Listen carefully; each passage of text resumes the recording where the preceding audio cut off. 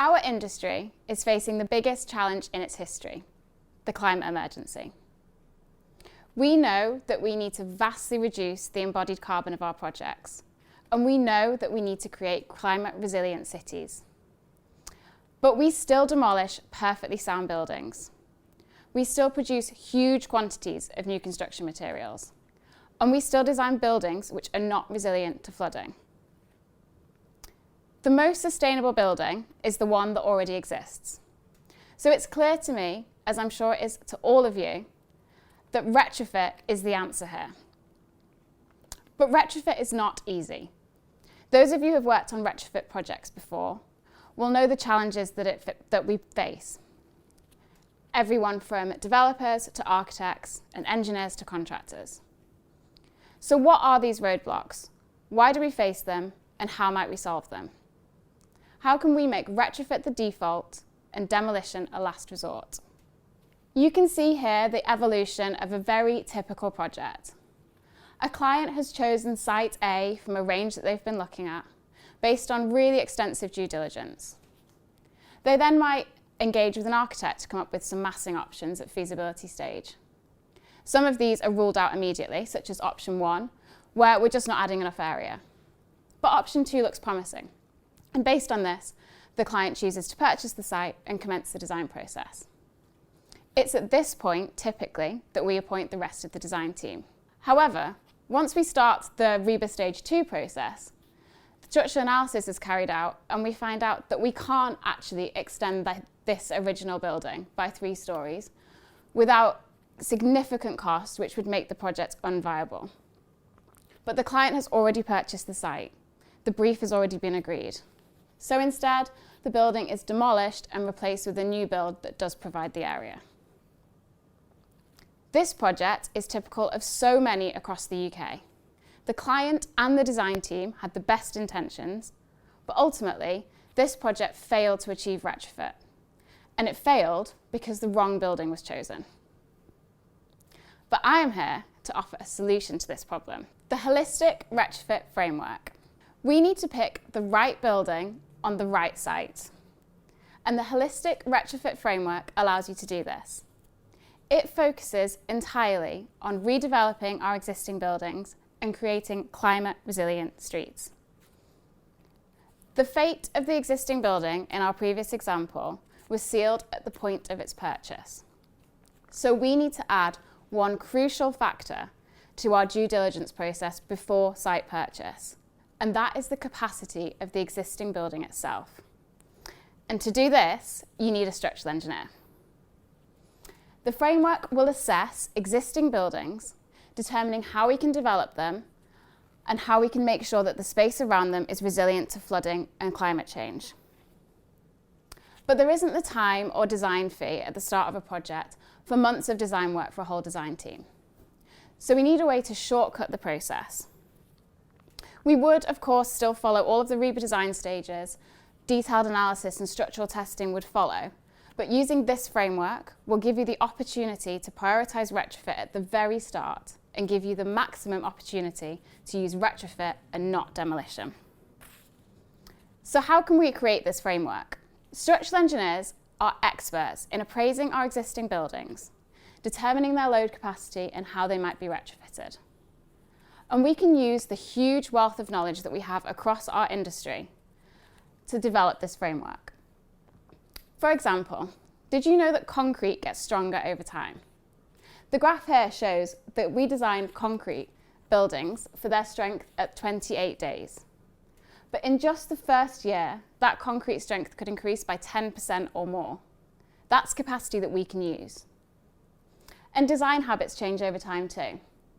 This graph shows the imposed load that historic buildings have been designed for. Between 1970 and 1990, you can see a big hump where they were designed for extremely high live loading. For example, there's buildings that have been designed for 9 kilonewtons per metre squared live loading, which is more than 3 times what we now need. So this gives us really clear information that buildings built between 1970 and 1990 are prime for refurbishment. And even now, when we design new buildings, we design them for really conservative live load. Here you can see 2.5 kilonewtons per metre squared, which is the standard office live load. That assumes that people are tightly packed across the full floor plate. So how does the framework work in action?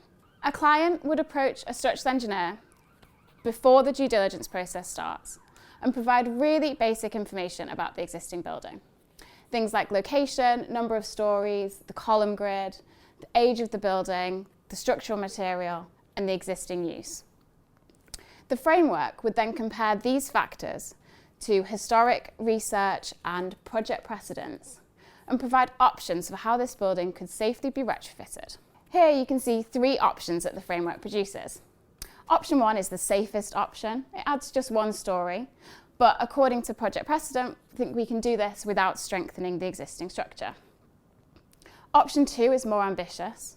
By strengthening some of the upper columns and walls, we can add 2 stories of office space.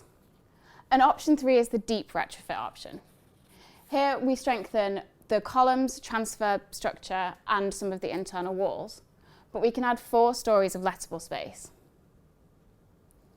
But this is holistic retrofit, not just building retrofit. And the spaces between our buildings are critical for improving user enjoyment and also for helping with flood resistance. So this framework will also provide options for sustainable drainage.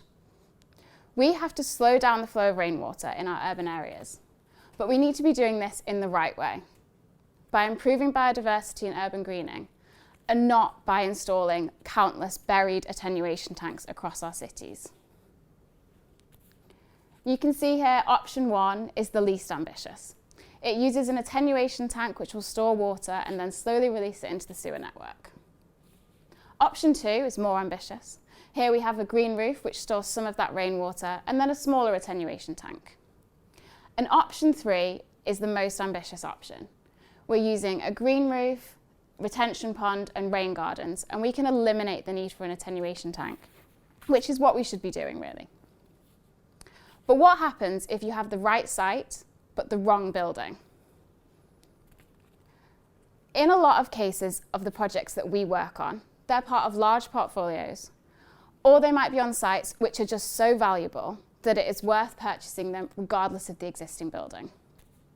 That could have been the case with Site A that we looked at earlier.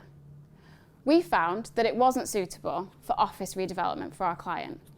But if this was a steel building, we could demount it and reform it on top of another building for which we've already carried out this framework analysis. You can then use that space to create public realm, which is much needed, or you could build a low carbon new build. The client and architect can then go on to develop their other buildings. The principle of the holistic retrofit framework is to analyse our buildings and our spaces before the design process starts, to give us the best opportunity of achieving retrofit and giving design teams the best opportunity to use those buildings to their maximum potential. It is critical that we adopt this approach if we're going to achieve our sustainability goals. So for design teams, this will give you a head start on your massing. You can develop your feasibility options based on the actual capacity of the buildings that you have. For developers, this de-risks retrofit. You'll know exactly what you can do with your building before you purchase it. And for local authorities and planning consultants, this will mean that you are presented with buildings which are lower in carbon, lower in demolition, and therefore lower in disruption to the wider community, and make for exciting, unique streetscapes. So let's work together and transform our streets from this to this. Thank you.